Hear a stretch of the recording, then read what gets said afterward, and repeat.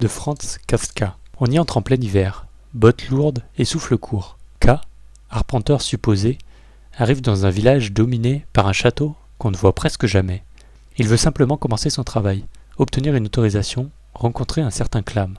À la place, il se perd dans des couloirs de paroles, des rumeurs et des formulaires qui n'aboutissent pas. On lui adjoint deux aides absurdes, Arthur et Jérémie, qui compliquent tout en prétendant aider. Il s'éprend de Frida, serveuse et ancienne protégée du mystérieux Clam, avec laquelle il s'accroche comme on agrippe une corde dans la neige. Le maire, entre deux quintes de tout, lui explique que sa convocation est née d'une erreur, mais une erreur qui, très correctement, produit des effets bien réels. Voilà la logique du livre. Ici, l'administration n'écrase pas, elle dissout. On pense à la métamorphose et au procès, mais le nerf du château, c'est moins la culpabilité que l'appartenance. K ne cherche pas à être absous, il cherche à être admis. Il téléphone, attend, gravit des escaliers, obtient des rendez-vous, à moitié valides, et des réponses entières, qui ne répondent à rien. Scènes inoubliables. L'amour derrière le comptoir, sur un seul collant de bière. La visite au maire, ensevelie sous des dossiers.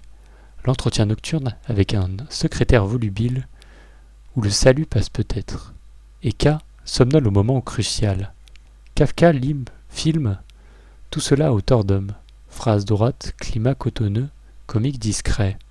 Les mots glissent comme des traîneaux, et quand on relève la tête, on est plus loin du but. Roman inachevé, publié après la mort de l'auteur, le château est paradoxalement complet. Il tient cette tension entre le désir de comprendre et le système qui vit de malentendus. On lit, on espère un guichet, un coup de tampon, un escalier final. On gagne des bourrasques, des voix et du papier. La grande question n'est pas « Qu'y a-t-il là-haut ?» mais que devient-on quand on attend l'accès toute une vie? La réponse chez Kafka claque comme une porte qu'on croyait ouverte. Ici ce n'est pas K qui approche du château, c'est le château qui s'approche de nous.